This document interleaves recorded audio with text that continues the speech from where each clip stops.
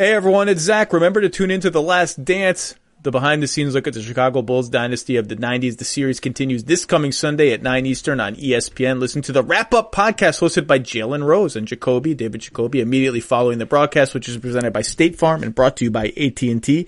You can find Jalen and Jacoby wherever you get your podcasts. And now, the Lowe Post. Welcome to the Lowe Post podcast, live from a basement where I am quarantined currently.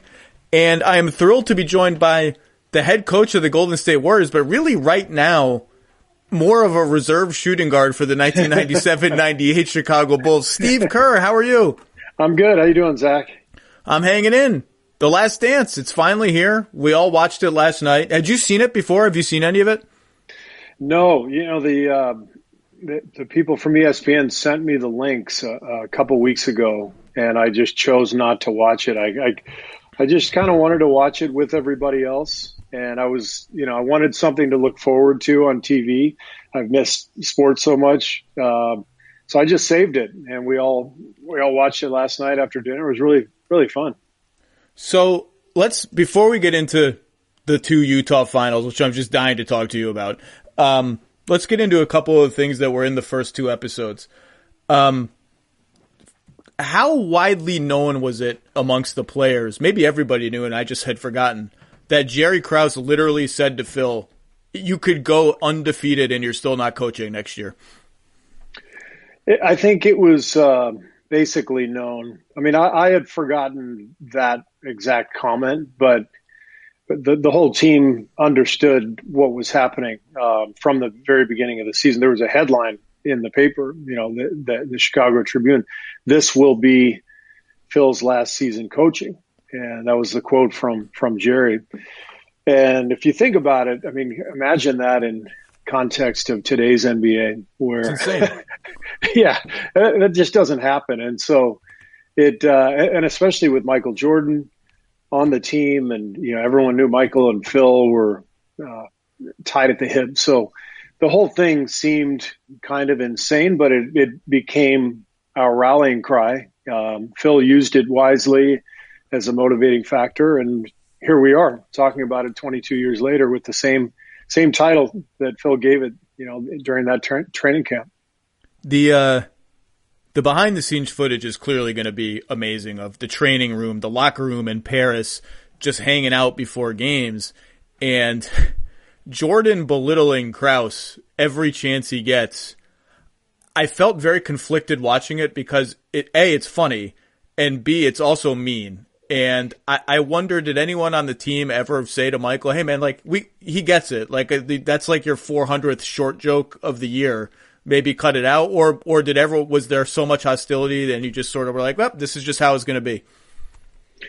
Well, I think everybody had their own Jerry Krause moment, and everybody was upset with him in one way or another. He just had that skill somehow of pissing everybody off, and but it really got uncomfortable. But I wasn't going to say anything to Michael. Nobody was going to say anything to Michael. It was that's one of those things where, you kind of leave that one alone, where this is Michael Jordan, and he gets to say whatever he wants. This is his team, and he's got his own beef with Jerry. So we weren't going to step in, but it was definitely uncomfortable. The other thing, it's really amazing, even though it's 22 years later, to see Scotty and then Phil and then Michael react with such unvarnished honesty about Scotty having the surgery right before the season. And Scotty admits, yeah, I did it. Screw the team. I just didn't want to screw up my summer. Phil admits he didn't care and doesn't care now, which is rare for a coach. And Michael calls Scotty selfish and says the act was selfish. Did any of that surprise you, how unvarnished all those reactions were? Or did you already know all that stuff?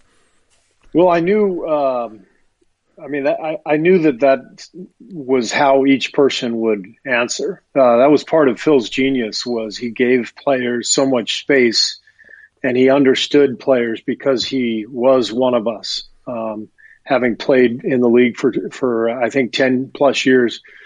and having won championships with the Knicks and having felt the difficulty of being an NBA basketball player, physically, mentally, everything. So Phil handled that stuff better than any coach that I had ever had.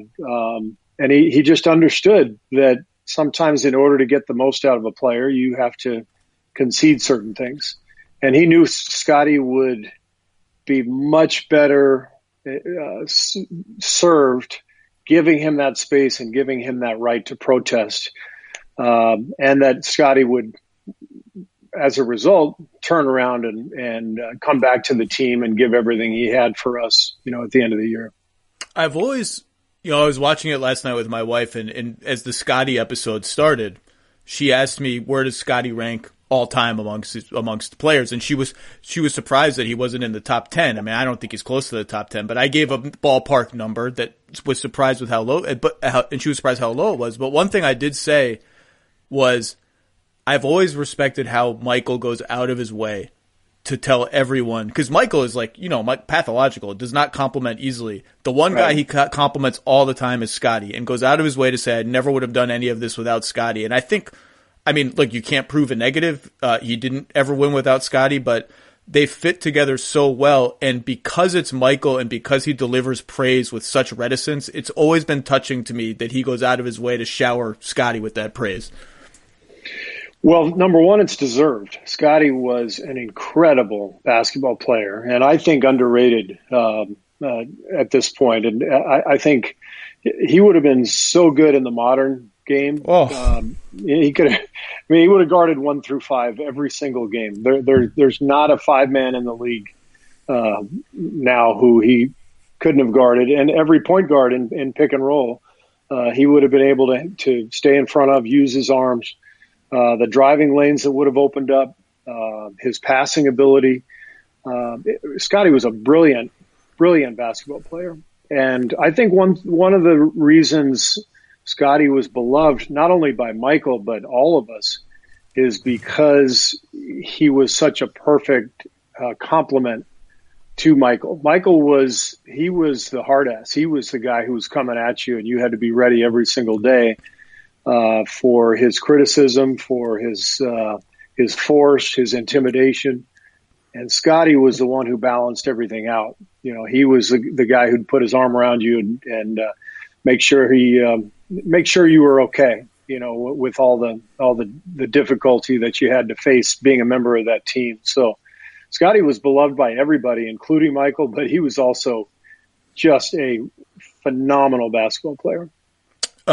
There's something very sweet about Scotty's voice. That sounds very cheesy to say. And his brother, who was interviewed in the documentary, talks there's something about their voices that is very sweet and lets you know this guy's he's gonna be nice to you. He's gonna be a nice guy. It sounds cheesy to say, but it just stands out to me.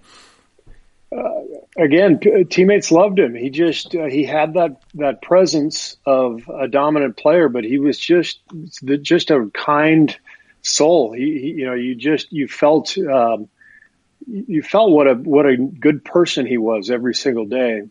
And he made his mistakes. There was the playoff game the year Michael was out, where he literally took himself out of the game. And it was one of the most unfortunate things ever, because I think it really hurt his reputation going forward as a teammate, as a person. Everybody who didn't know him just automatically said, "Oh, that guy's selfish." But the reality was he was one of the most unselfish teammates that I ever had. And that incident, more than anything to me, just showed how vulnerable he was, which we all are. It showed how human he was. And I think that was one of the reasons he was such a good compliment to Michael, because Michael seemed inhuman half the time. I've always gravitated towards, like, Michael.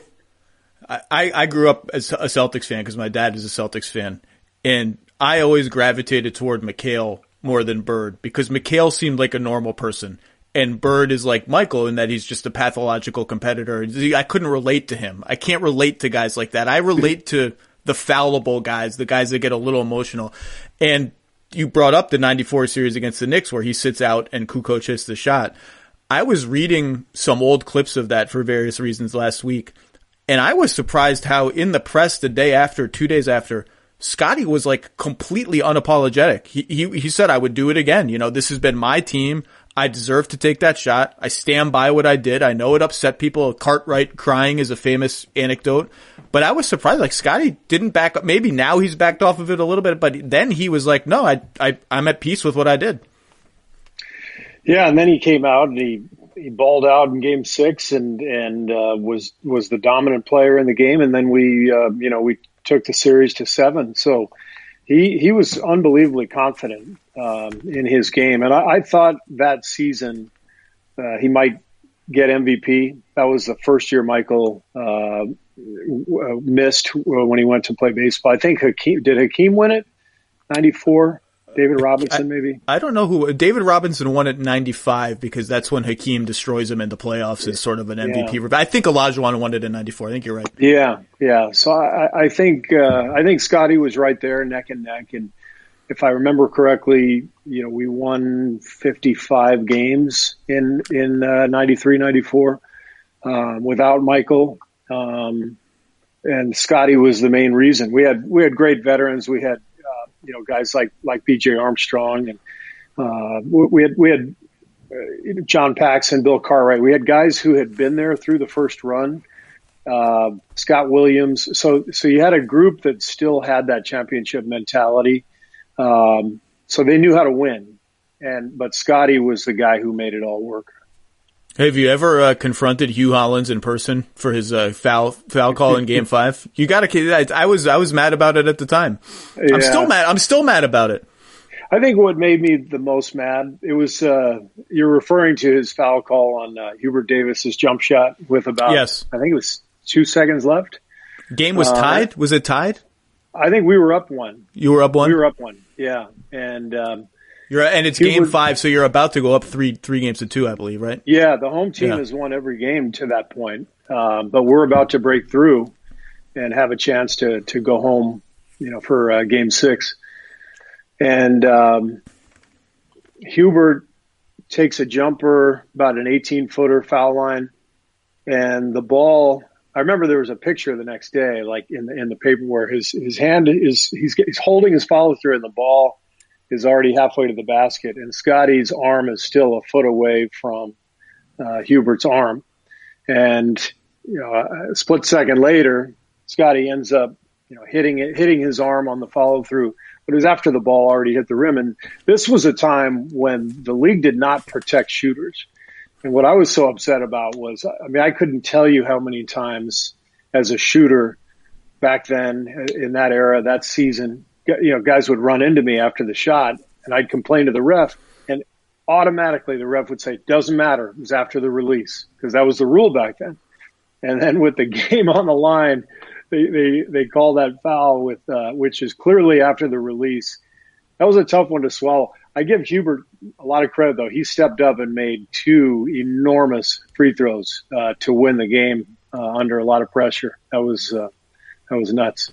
You mentioned Scotty's defense. Let's talk about the 2 finals against the Jazz. The very different series. I've watched a lot of both of them in the last couple weeks. And so everyone knows Stockton-Malone pick and roll. That's what they default to. They run it on the left wing a lot. And Scotty is usually on the weak side, guarding a Shandon Anderson or a Chris Morris. They even stashed him on Antoine Carr here and there.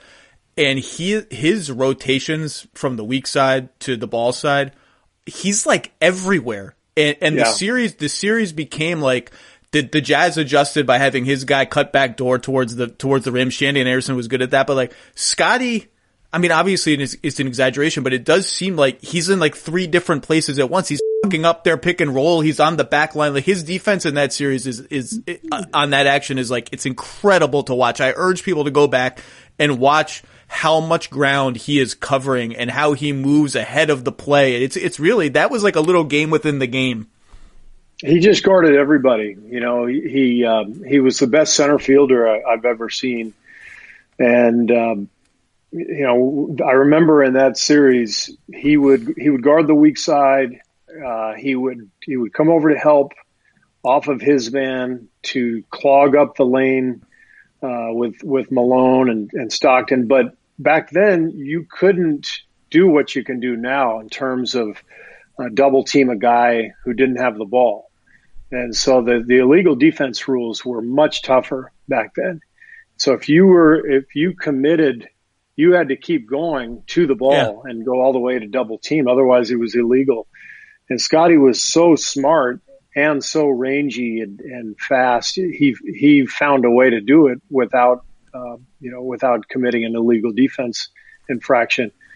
And then we just moved him around. Whoever was hot. I remember, I think it was 98.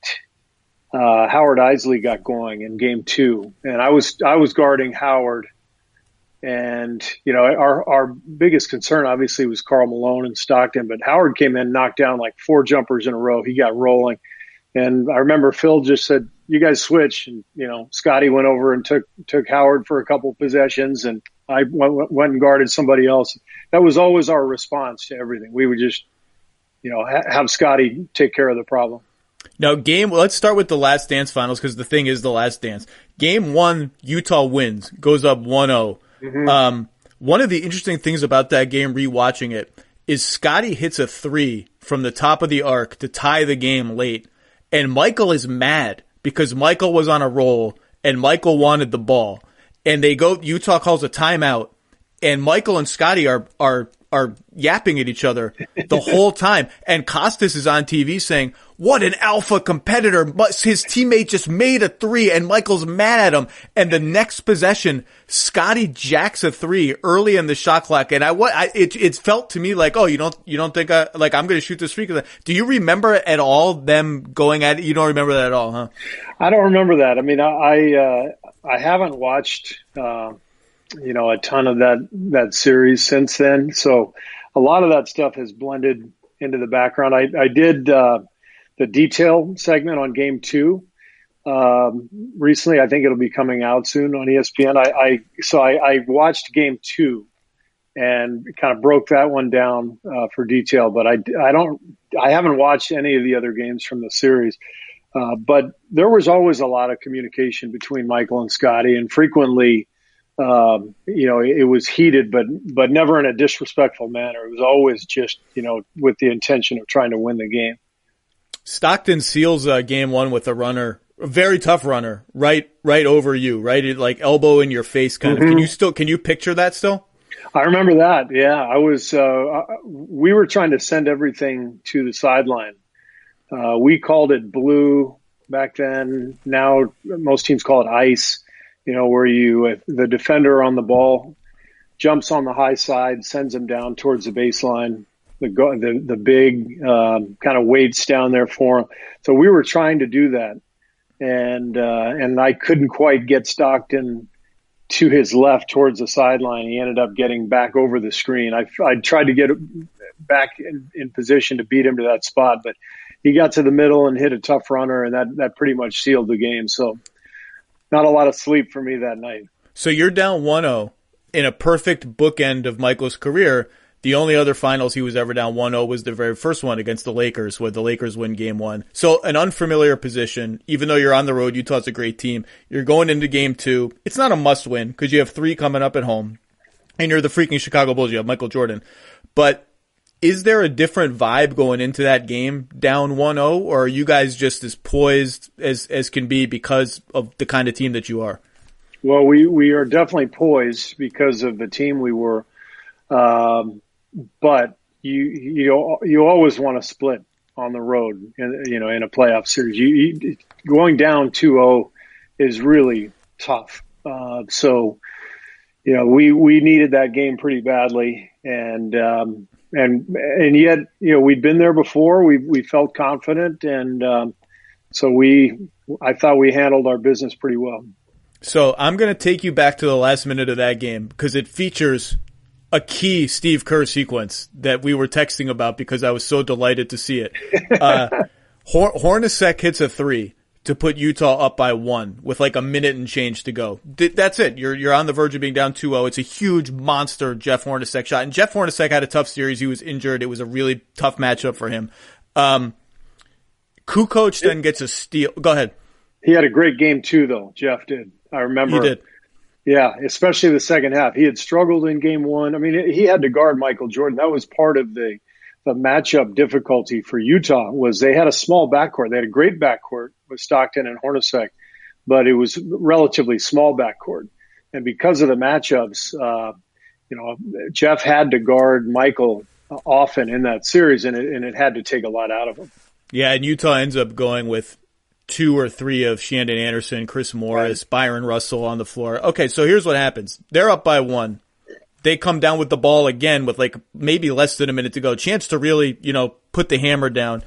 Stockton pick and roll. Kukoc makes a great steal on the weak side, and you're running in a 2-on-1 with Jordan, or like a 2-on-1.5 with Jordan ahead of you. And here comes Steve Kerr on the right wing with 55 seconds to go, down 1 in the NBA Finals with Michael Jordan with him. And and Malone is on you, and Malone's backpedaling. You have space. And I had no memory of this. Steve Kerr jacks a 3 to put Chicago up by 2 and misses. And the ball comes right back to you for what I assume is the biggest offensive rebound of your life. And you dish to Michael, who lays it in for an and one. So I need to ask you, if you don't get that offensive rebound, does Michael at that point trust you enough that you're not going to get reamed? Or if you lose that game, are you going to get reamed? I don't think so. I think with Michael, you get reamed if you don't take the shot. And if you take the shot, he's good with it. And he knew that was a good shot because Malone. By the way, I'm not making fun of you. It was a good shot. You were open. Yeah. I was open. I had a 3, and Malone backed up. But as soon as I let it go, I knew I missed it. I kind of pulled the string a little bit. I had taken a 3 a couple minutes before. There was a hair long, and I felt it. And so on that one, I over-adjusted. And as soon as I let it go, I'm like, gosh, it's short. But because it was short, I got the first move on the offensive board before I think it was maybe Hornacek and Malone were back there. So I kind of got the first run at it and was able to get the rebound. And at that point, that was an easy choice. Just hand the ball to the greatest player of all time. Well, and I have to say, you make this play. It's really a series of plays. It's a shot, a rebound, and a pass. And you don't have too many iconic rebounds and iconic assists in your career. You're a shooter more than anything else. And Michael makes it, and it's an and one, and he has a chance to put you guys up by 2 in a huge NBA Finals game. You just put your head down and start jogging toward half court like nothing happened. If that were me, I would have been hugging Michael. I would have been pumping. You just it's like a pickup game. You had no emotional display at all. I was scared to death of the next play. And that's the thing in those games in the finals. You just move on to the next play constantly. And there's this buildup of emotion. I mean, there's a reason you go absolutely bonkers when the series is over and you've won. There's a reason for that, the champagne flowing and, going nuts in the locker room. There's so much emotion that's pent up, but you can't expend any of it during the game because you got to turn your attention to the next play. And it felt even different watching game 2 when I did that last week. Having coached now for the last 6 years in the NBA, how wide open the game is, how free flowing it is. I was nervous watching game 2. I felt the tension. It seemed like every possession was just an absolute grind. It seemed like a miracle when anybody made a shot. And I got uncomfortable. I'm like, this is such a horrible feeling, like to play basketball this way. Like you're nervous all the time. And I don't know. That's how it felt during those finals because of the style of play and because every possession mattered so much. It was tough to really let loose and just go and just play. It's actually it's interesting from your perspective in another way. It's one of the more offense-defense substitution series ever. And and Phil did this in every round. But you and Harper are constantly going in and out for each other for offense-defense. Kukoc and Rodman are very frequently going out offense-defense. And on the other end, you mentioned Hornacek. Hornacek is in and out all the time for offense. Was that hard? I mean, by that time you're used to it. You know what your strengths are. You know what Harp's strengths are. But is it hard to go in for 10 seconds, out for a minute, in for another 30 seconds? No, not really. Especially, that was kind of my role anyway. I didn't start. I was kind of a 20-minute a night guy. And so I was used to, going in and out of the rotation. But in a playoff game, I mean, anything goes. And I think, in the regular season, you wouldn't see that level of offense defense. So once you get into the playoffs, especially in the finals, it's like, whatever, you just go with the flow. I actually think those Bulls are underrated in how many different kind of lineups and identities they can play. So you start, for most of the year, you start Rodman, Longley.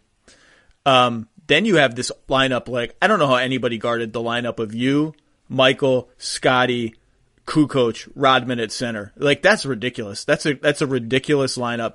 And then to close game 4, which is the pivotal game of the 98 finals, I think, Chicago mostly goes Harper, Michael, Scotty Burrell as like a small ball 4, I guess, and Rodman. It's like, how are you scoring on it? It's like that, but that first lineup with you and Kukoc, that's kind of your all offense group, and Dennis is at center. Right. That's a very modern lineup. And in fact, Dennis at times looks like Draymond Green does now, right, having the ball in the post and having cutters going all around him and split actions and stuff. Right? I mean, you can clearly see the lineage from that to now. Yeah, no question. Dennis in today's game would be a center. He'd be a starting center, and he would have no problem guarding anybody in the league. And he would be, the best in the league at switching onto guards and staying in front. You're right. He would be Draymond Green. It's a perfect analogy. And the thing that, people always ask me all the time, who would win between the Warriors, the modern Warriors and the 96 Bulls, 98 Bulls, whatever. And those debates are always impossible because the rules are different and the game's different, all that stuff. But what I will say is those Bulls teams were actually built for the modern game. Yeah. And you just kind of pointed it out. But when you had Harper, Pippen, Jordan, Kukoc, Rodman, 5 guys who were all 6'6" to 6'10", all could handle the ball, all could pass, all could guard multiple spots. It was unbelievable. It's not small ball. Like, that's not a small lineup. It's just versatile ball. It's just whatever you want to call it. It's what we're all trying to do today. It's what we're all trying to accomplish today in the NBA is find 5 guys who are 6'7", long-armed, who can make plays, who can all play basketball. And ideally, you want even more three-point shooting today. We didn't shoot a ton of threes back then. Nobody did. But that lineup would be amazing today. And by the way, Toni Kukoc, he was so good, and I'm glad that he's getting his due, or that he's going to get his due. I assume in this documentary, we didn't see a whole lot of him in the first episodes. Yeah, Mike, you saw Michael yelling at him in practice, which is I assume is a thing that happened frequently. Yeah, for sure. But I think, I don't know. He was so good and so skilled at 6'11" as a dribbler, passer, shooter. His nickname was the Waiter in Europe before he came over here because he was such a great passer. He just served everybody. I hope people are able to recognize the brilliance of his game, because if he played today, he'd be an all-star. He would be so well thought of, because his game is perfectly suited to what we're seeing now. Now more than ever, we have to look out for each other and count on each other. Marathon wants you to know that you can count on them for the high-quality, top-tier gas. Marathon gasolines are formulated with STP additives. They keep your vehicle running at peak performance by optimizing fuel economy, removing those ugly deposit buildups, and reducing emissions. And right now, you can get 5 cents off every gallon every day with Make It Count rewards from Marathon. Plus, you can earn points for additional savings on fuel, airfare, hotels, and more. This is definitely a deal you can count on. It's quick and easy to join. Just download the free Make It Count app or go to makeitcount.com/radio and start saving today. Offer is valid only at participating Marathon stations. Remember, wherever you need to go, be safe. The people at Marathon are behind you all the way. So the game that I watched most closely from your playoff run is Game 7 against the Pacers in the conference finals, and because that's a game that I've always wanted an excuse to revisit, and now I have it. And you don't win that game without Kukoc. Kukoc has 21 points in that game. He has a run of 5 straight jumpers in the third quarter that gives you guys a lead.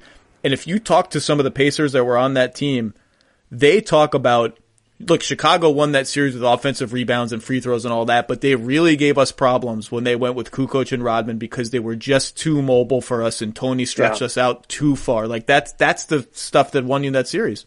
That Pacers team was awesome. They were a really kind of an old school NBA team, on their front line. They had Rick Smits at 7'4" posting up. They had the Davis boys, Antonio Davis and Dale, just knocking you all over the paint. They were physical. But because of that combo that you said, Rodman and Kukoc able to step out and play the 4 and the 5, I felt like that was a lineup that was tough for Indiana to deal with. But yeah, that was an amazing series. The home team won every game in that series. Indiana was great. Reggie Miller and I have talked about that series many times over the years. Tough series, and probably the most vulnerable, that the Bulls ever were in that last three-peat. This is the kind of question that's always unfair, and it's particularly unfair when it's 22 years later. But I wonder if you remember anything from between Games 6 and 7 of that series, because as you said, Michael only went to 2 Game 7s in the 6 title runs. Chicago only went to 2 Game 7s. One was against the Knicks in 92, and the Bulls won by 1,000,000 points. This one, though, so it's all these years later. It's a team that has played you 1,000,000 times, and you know the game's going to be close, and you know they can beat you. Was there anything different about the vibe of the team or the pregame speech or anything going into that game, or was it just, let's just lock in and play? I remember the day before the game, we had our walkthrough, our practice, and I remember Phil called us in, and in typical Phil fashion, he's trying to get our minds right. He said, the important thing in a game like this is to not fear losing.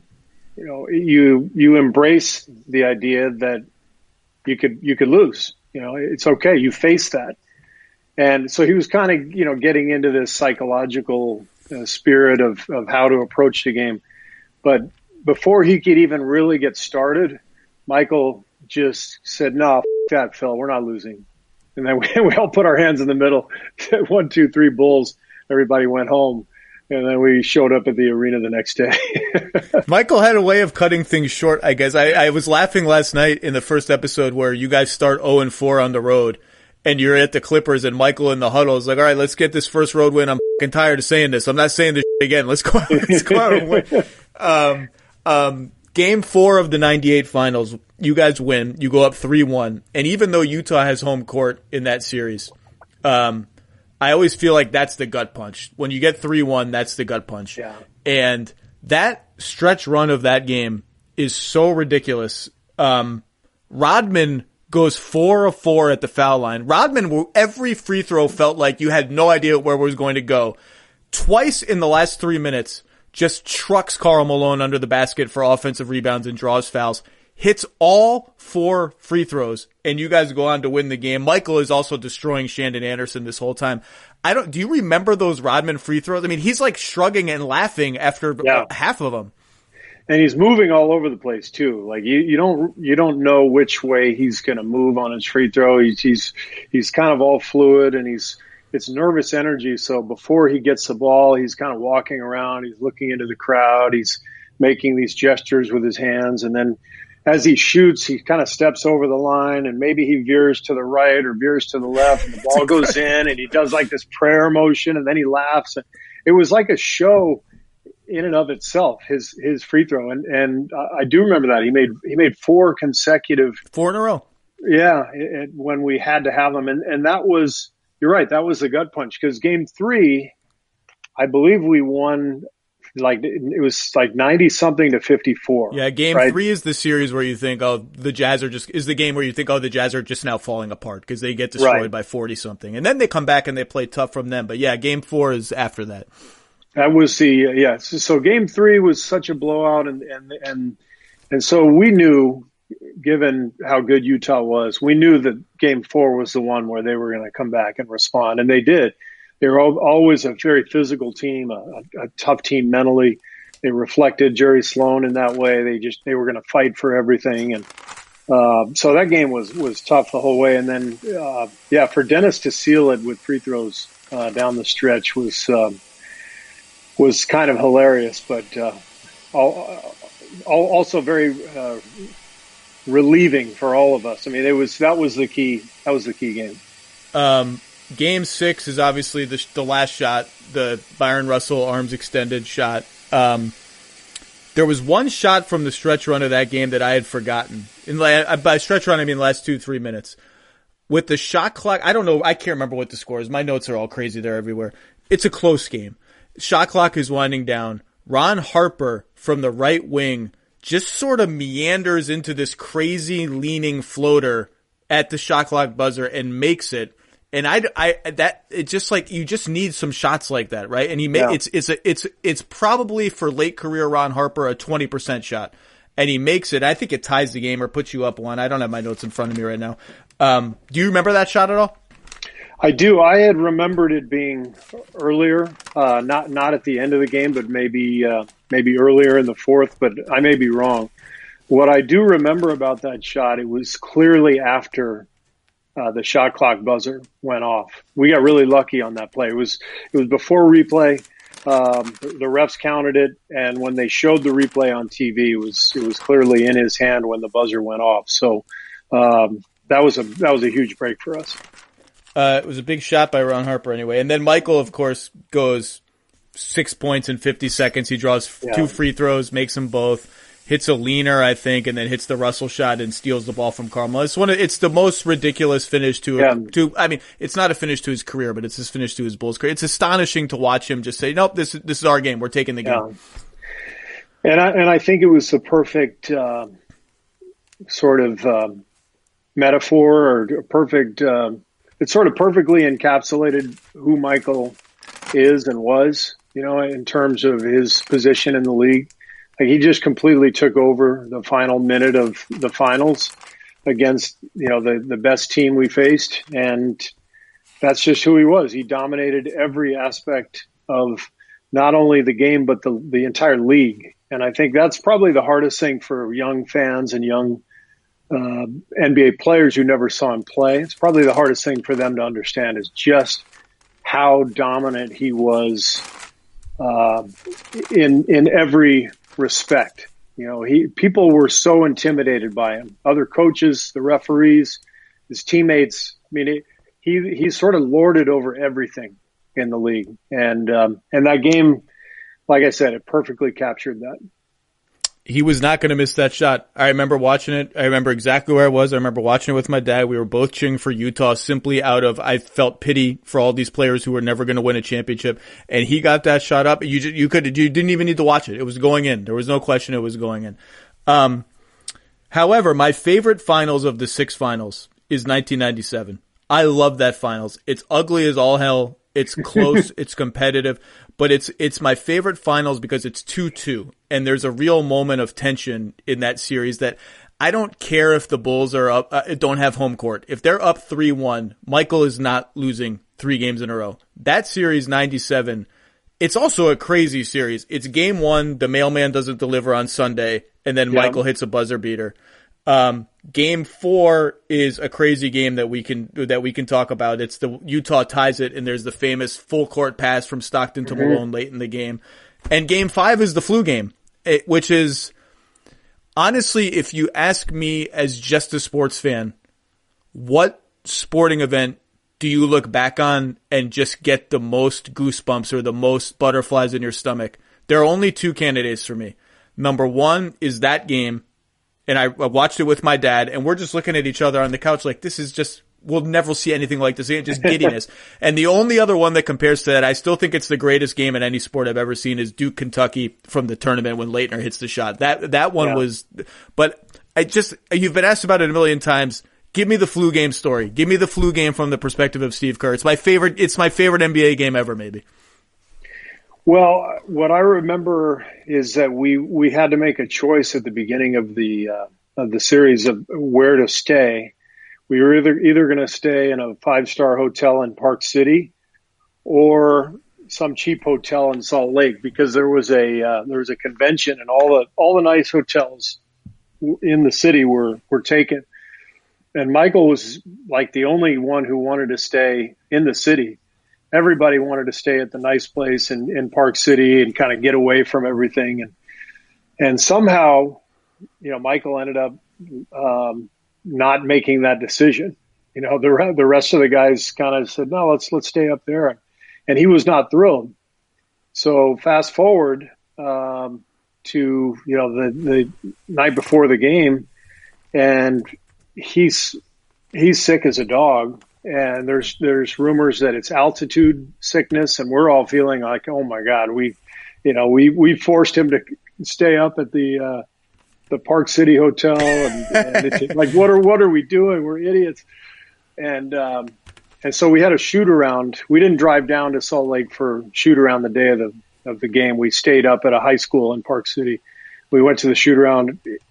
He either stayed at the hotel or he went to the high school and went in the back and had an IV, but he was deathly ill. And nobody really seemed to know what it was, whether it was food poisoning or the flu or altitude sickness, but he was a mess. And so that's the backdrop for the game. We were all concerned if he was even going to play or not. And then, of course, he not only plays, but dominates the game, and the rest is history. I was actually going to say, I think it's not an underrated game because it's maybe the most famous, one of the top 5 most famous individual performances ever. But people just remember the image of him draped on Scotty and like just willing himself through this illness. Like you think, oh yeah, he had a good game. Like it was a really heroic performance just to have a good game, like a good game. Then you look at the box score. 38 points on 13 of 27 from the floor, 10 of 12 from the line, 7 rebounds, 5 assists, 3 steals, a block, 44 minutes and 17 seconds of playing time. It's like, it's just insane. Like, I just don't know what else to say. Inhuman. And yet that was the norm for him. That's what I'm talking about when I try to explain his dominance. It went so far beyond what a great basketball player he was. He just seemed invulnerable. And even on a night when it looked like he was on his deathbed, for him to summon that kind of performance was just vintage MJ. There was also that both series, Utah would always have these droughts in like the first 5 minutes of the fourth quarter where sometimes Stockton and Malone would be sitting together or one of them would say, like, it's particularly in 98, they would just not score for 4 or 5 minutes. Yeah. Like routinely they would get shut out. Like the defense was just incredible. I don't know if you remember that, but like when they, like their bench lineup at the beginning of the fourth quarter the score of those games for like, from the 12-minute mark to the 7-minute mark of the fourth quarter would quite often be like 4-2. It was just such a slugfest. Yeah. I remember a few years after I retired, I was doing TV. I ran into Jeff Van Gundy, who has since become a great friend. But we started talking. He was doing television, and we ran into each other at a game. We started talking about the Bulls-Knicks and what a great rivalry it was. And he said, everyone always talked about the triangle offense. And he said, to me, the triangle, it was whatever. It was good offense. Michael Jordan would have been good in any offense. He said the whole thing playing against the Bulls it was impossible to score. He said that team was so good defensively, and that's what gets lost in the retelling of the story. And I agree with Jeff, and especially with that starting group out there. I mean, Ron Harper had never played point guard in his career. He was always a wing. He was always a scorer. But for that team, he became the de facto starting one. Scotty really handled the ball more, and everyone handles it in the triangle. But Ron guarded the point guard. He guarded John Stockton in that series. He'd guard whatever point guard we had to deal with. And that set such a tone because remember, we had to get by Orlando That was the team with Penny and Shaq and Dennis Scott, Nick Anderson. That was the team that knocked us out of the 95 playoffs when Michael was out. And so the lineup we threw out there with that size, with Harp, MJ, Scotty, Rodman, and then, pick a guy, whether it's Longley to guard the big guy or Kukoc to guard another wing. That was an impossible group to score on. And you said it in that series for Utah, there were moments where they just couldn't get a hoop, and that was the difference. They're also, the grit of those teams really stands out, because if you watch from Game 7 of the Pacers series in 98, the Last Dance season, through the Utah series, I'm just going to ballpark it. There are 10 pivotal offensive rebounds that the Bulls get, and not just Rodman, that the Bulls get just by outworking the other team. It's just sheer physicality and effort and grit. And it was like, just the toughness of those teams was like the beauty of watching MJ and all that. But like, I'm telling you, it's 8 to 10 offensive rebounds. There's like 5 alone in the Pacers game, where it's nothing fancy. It's just, they worked harder. They worked harder than Rick Smits. They worked harder than whoever was out there. It was just work. I think that's why Rodman was such a key for that team, because he added to that dimension in the front court that we lacked, that speed and grit, the tenacity. Horace Grant had provided that for the team on the first three-peat, and then we had a hole there in that spot, and so Dennis came in and filled that hole. And when you just added the pieces together, the athleticism, the length, the tenacity of Dennis, Scotty, Michael, and you start talking about offensive boards, loose balls, a late rotation, close out to a shooter, and all that stuff just adds up over 48 minutes. And that combination of all those guys was just too much for people to handle. Game 6, the clincher. You hit the jump shot that essentially wins the Bulls the championship. Long two, shameful long two. I don't know what you were thinking coming into 2-point range, really. And you've told the story many times that Michael has said to you, as he said to other shooters, just be ready. If they come to me, be ready. I think Jim Gray was doing sideline for that game. And these sideline reporters in 1998, it's like they're in the huddle based on what they're reporting. It's crazy. So Jim Gray comes out, the broadcast comes back, and Jim Gray says, Michael in the huddle says, just give the ball to me. Give me the ball. Just give me the ball. But he's also, I guess, telling you to be ready. But so do you remember Michael in the huddle just saying, like, just whatever the play is, just give it to me?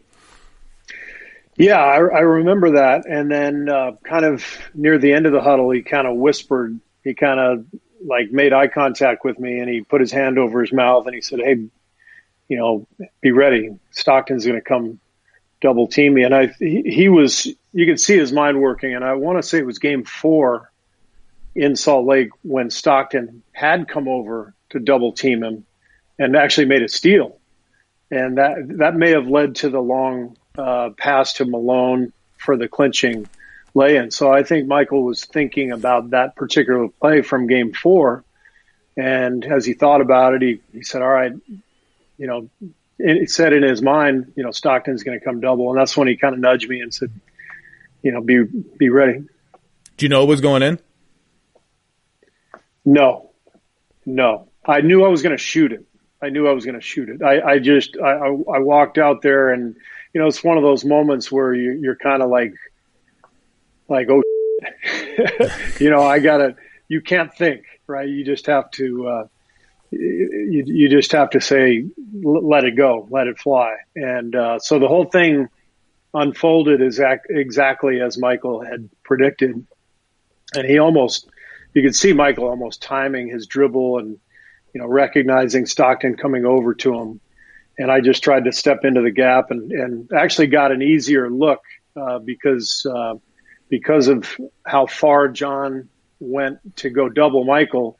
I stepped in and made it like a 16-footer instead of a 20-footer, just to make the shot a little easier.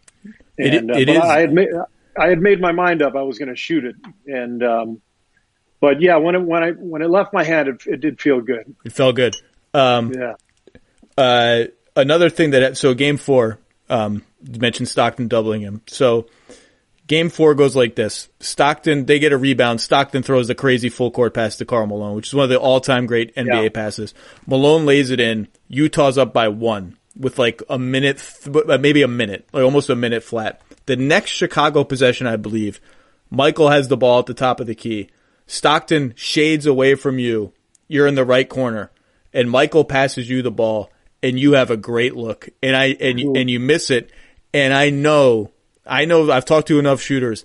I know you can close your eyes and picture that shot, and I know you're probably really, really glad that you got that shot in Game 6, because that would have put Chicago up 2 with like 40 seconds left, and you could have had a 3-1 lead. Like can you see that shot in your mind's eye? Oh, I remember it. And I remember there was a timeout right after that, and I came to the bench, and I was sitting on the bench, and I'm hanging my head and cussing myself out for missing the shot. And I remember Michael, he kind of admonished me. He's like, "Hey, get your head up, get your head up, next play." And he was right, because I was beating myself up just because I knew I had such a good look and it was such a big moment, but had to move on. Malone on the next Utah possession, so they're up 1. Malone gets fouled and makes 2 free throws, which is a big deal because of what happened in Game 1 where he goes 0-2 in a tie game. So 2 questions. Number 1, the mailman doesn't deliver on Sunday. Are you guys like yucking it up in the locker room about that after the game? Did Scotty tell I don't remember how like immediate and widespread that story was. We were laughing in the locker room right afterwards because he told everybody. We saw him walk over to Carl and whisper something, and so after the game, one of our guys said, "Well, what'd you say?" And when he told everybody what he said, everybody burst out laughing, and pretty good line, and that was an amazing finish. I mean, we were lucky to win that game because if he makes those 2 free throws, I think it was a tie game when he missed them both, if I'm not mistaken. It was a tie game. I mean, those are down 1. You could at least say, well, we were down 1. We might have lost anyway. Tie game, and you missed 2 free throws. I think there was 9 seconds left. Right. That's a big old matzo ball floating there. That's a bad one. Big one. And then Michael hit the game winner at the buzzer, right? Was that the buzzer beater on the next? Yes, with the best, with the fist pump. Like I don't know how the guy looks so cool. It's like the guy can just he looks cool folding his laundry in episode 1 of the documentary. Like how many times has everyone tried to imitate that fist pump? You can't do it. It's just Michael. It's just the way it was. I think my favorite line from the first episode was James Worthy saying, "I was better than him for about 2 weeks." I'll tell you what, that was a very good one. I'll tell you what my favorite line was. I'd ask him, what did he say? It depends how bad the fucking headache is. Yes. That was my favorite. Which is, exactly. I mean, which is really, it's unclear to me now if Michael at age 50, whatever, actually still would react that way. Because it is, I want to say this politely. It's a very, very bad decision. If there's a 10% chance you're going to die, you should definitely not, like Jerry Reinsdorf was right. I wonder if today there would have been like a 0% chance Michael plays in the playoffs that year. Don't you think? Like there's just no way an 8th seed is going to let him on the court. Yeah. No way. Different time, different era for sure.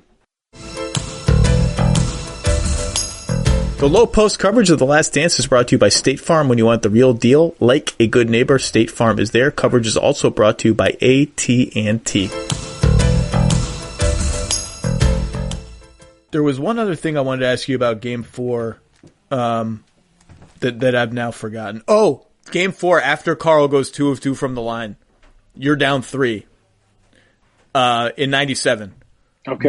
Michael comes down and takes a really difficult 3. Can't really get separation from Russell because Michael's getting up there now. He rises up, and it's a leaning, fading, and it rattles in and out and hits the backboard. And I'm watching it, and I'm like, damn, that dude almost, that's a millimeter away from being a ridiculous game-tying shot. And he did the exact same thing in Game 6 at Indiana in the conference finals. I think it was Game 6. Maybe it was Game 4. But he would routinely take and make or nearly make just crazy game-winning shots. He was completely fearless and had the ability athletically to just get off a shot at any time, even under seemingly impossible conditions. But that was one of the things I admired about him the most, is just his willingness to miss, and most players they probably wouldn't admit it, but most players aren't really willing to be the guy to miss, He missed a lot, and he missed plenty. Yeah. But he would talk about that and say, I think he had a whole commercial for Nike on how many, or maybe it was Gatorade, for how many game-winning shots he had missed. And it's funny. I mean, that was meaningful to me. Like, even as his teammate watching that commercial, I'm like, oh yeah, he's right. I had to get that wisdom from watching the commercial. He was right there in the locker room, but it's like, oh yeah, you're right. You have to put yourself out there. And I think that's, one of the things I admired the most about him was just his willingness to always lay everything on the line with the entire world watching, and yet just to perform with that much confidence. It's just an incredible spectacle. There's one play that I want to ask you about, because I know you remember it. And it's one of those frozen moments to me when you rewatch the game where you're like, wow, was that a big play? Game 7 against the Pacers. I love this game, you can tell. Indiana's up in the fourth quarter with like 6 minutes to go, 77-74. And there's a jump ball. There's a jump ball between Rick Smits, who's like 7'3", and Michael Jordan, who is not 7'3". Please describe in your memory what happens after that. Oh man, Reggie and I have talked about this one many times. It was a cross match in front of the Pacers bench. So we're shooting towards that hoop, and because Michael is jumping against Smits, all the matchups are all messed up, and somehow we won the jump ball. I can't remember exactly if Michael or Smits hit it, or maybe they both did, but we kind of scrambled and got the loose ball, but they were completely scrambled defensively, and so I got a wide open three at the top of the key, and made it. And that was, yeah, I mean, as I was saying earlier, those games, you didn't get many open looks at all. The games were not fluid. It was more of a wrestling match back then. And so when you did get an open look, you felt like you had to knock it down. And that was probably the most wide open look I had the whole series. It stands out because it's Smits against Jordan. If Smits can win that tip and they come down, let's say Reggie hits a three, or they get an and one, or it's going to be 79-74, 80-74 in that scenario. Like that's trouble. Then you're like, then it's okay. We really got to play not perfect, but really well in the last 5 minutes of the game. Instead, there's this chaos sequence and you hit a three and it's tied and the crowd's going crazy. It just stood out even rewatching it. I'd forgotten about it. It stood out as like, wow, that hurts. If I'm a Pacers fan seeing that again, whew, that hurts. Yeah, that was one of the, looking back, it was, one of the maybe the scariest game we ever faced as a team, because it was a game 7. It was the only game 7, but it was also the quality of the opponent. They had a great team. Mark Jackson and Reggie in the backcourt. They had size and skill. They had great wing play with Derek McKee. Chris Mullin was late in his career, but still a lethal shooter. And then that front line that we talked about, big and physical. Larry Bird as their coach, Rick Carlisle, his right-hand man. It was a great team and a great series. Yeah, you didn't want to go to the rim when the Davises were hanging around the rim. No, that was a scary. Last question. I'm going to let you go. We're going to be living with this team for the next 5 weeks. We're going to learn a lot about it. We're going to have our memories refreshed about a lot. Just you personally, whether it's in the documentary or not, is there a shareable for public consumption memory or something that you hold dear from that series that maybe isn't going to make the documentary, but for you it's something that you'll, other than the obvious stuff about, we won and this and that, is there a conversation, is there a relationship, is there something that from that particular season that you have really cherished for 20 whatever years? Yeah, I think after we won, and after the parade and everything, we had a team dinner with our wives, and so it was just players, coaches, and wives. And I remember Phil took all the players over. It was just the guys, just the players, and we all kind of went around in a circle and toasted each other and said a few words about whatever was on our mind. And, everybody had a cigar and a drink in their hand, and it was surreal. Even though this whole thing had been laid out from before camp even started, like, this is it for this group. And we knew it all season. This truly was it. That was the last moment that we ever, were all together in one room. And it was really special. And it was one of Phil's, real strengths as a coach, one of his many strengths. He was a brilliant coach, but his ability to connect all of us in meaningful, powerful moments concluded that night with a drink and a cigar and an incredibly emotional farewell. It was awesome.